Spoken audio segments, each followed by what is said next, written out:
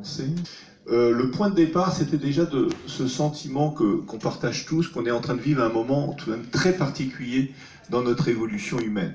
Effectivement, en l'espace de 10 ans, on est en train d'être confronté à la fois des problèmes massifs par rapport à la planète et une multitude de solutions. C'est-à-dire que les technologies nano, bio, infotechnologies sont en train d'évoluer très très vite et en même temps, on est confronté à des enjeux planétaires comme le réchauffement climatique majeur.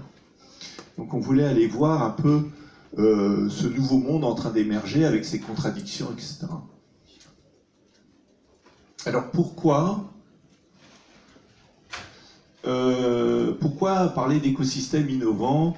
On est tous ici passionnés de ce sujet, donc c'est peut-être pas utile que je rentre trop là-dedans, mais une manière de souligner ça, c'est la discussion qu'on vient d'avoir sur la question de la vitesse. En fait, les écosystèmes innovants, c'est des ensembles de parties prenantes complexes qui sont en train d'interagir ensemble. Mais il y a une dimension de vitesse, on va revenir là-dessus, qui est extrêmement importante. Il y a une dimension de richesse aussi de l'information, de diversité de l'information, mais aussi une vitesse de circulation de cette information. Et l'écosystème le plus important, et c'est vraiment ressorti de ce travail de recherche, c'est pas l'écosystème français ou l'écosystème américain ou l'écosystème chinois, c'est l'écosystème planétaire. Parce que si vous voulez, tous les meilleurs écosystèmes des pays sont branchés eux-mêmes sur l'écosystème planétaire. Et en fait, les grandes inventions se font dans l'écosystème planétaire. Ils ne sont pas dans l'écosystème français, ni chinois, ni américain. Donc c'est extrêmement important, certes, de développer des écosystèmes dans son pays, mais aussi de participer à l'écosystème planétaire. Et cet écosystème planétaire lui-même évolue très très vite.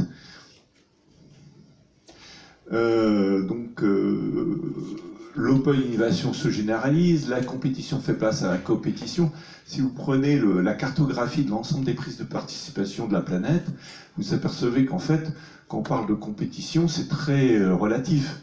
Parce que la plupart des grandes entreprises au monde appartiennent plus ou moins aux mêmes actionnaires et l'ensemble constitue un écosystème extrêmement concentré.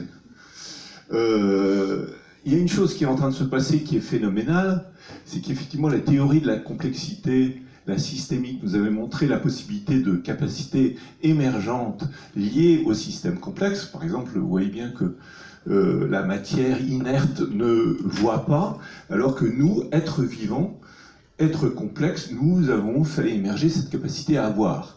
Et bien de la même manière, en ce moment, la planète est en train de se doter de toute une série de capacités émergentes qui sont en train d'émerger dans cet écosystème d'innovation planétaire qui sont absolument fascinants et qui sont en train de totalement transformer la nature même de l'être humain, de l'humanité et l'essence même de cette planète. Donc on est en train de vivre un fantastique roman de science-fiction et inimaginable, parce que même quand vous regardez 2001 l'Odyssée de l'espace, vous n'avez pas cette sorte de combinaison absolument extraordinaire qui est l'intelligence bio-artificielle, biotechnologique de la planète, qui est qu'aujourd'hui, vous avez à chaque instant peut-être une centaine de millions de chercheurs qui interagissent à travers des ordinateurs entre eux et qui sont en train de modifier de seconde en seconde l'état de la connaissance humaine. Donc on est vraiment en train de voir émerger un cerveau planétaire qui évolue très très vite. Alors pourquoi parler de prospective? Justement, c'est très important non seulement de regarder ce qui est en train de se passer, mais aussi c'est extrêmement important de prévoir, d'anticiper ce qui va se passer. Parce que plus vous êtes sur une voiture qui va vite, plus vous êtes sur un véhicule, une fusée qui va vite, plus, même à cheval, quand votre cheval se met en galop, il faut voir loin. Évidemment, quand il va au pas, vous pouvez regarder juste ce qu'il y a là. Mais si votre cheval se met à galoper, si vous regardez juste le devant, vous prenez très facilement une branche dans la tête.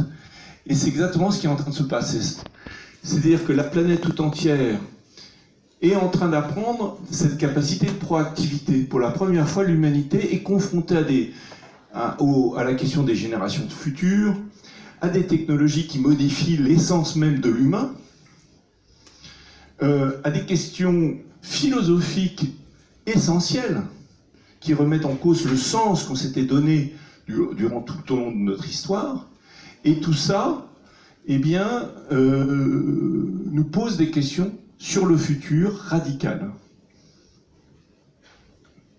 Alors l'objectif de l'Institut, c'était d'assurer cette veille, de se lancer dans cette recherche internationale, et on est parti pour commencer dans une vingtaine de lieux.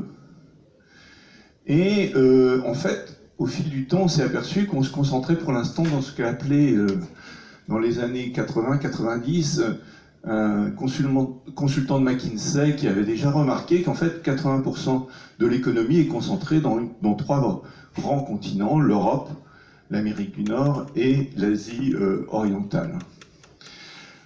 On n'a pas voulu faire cette exploration uniquement sur l'aspect rationnel et technologique, parce que c'est très important de comprendre aussi comment évolue l'art et comment évolue la philosophie derrière tout ça.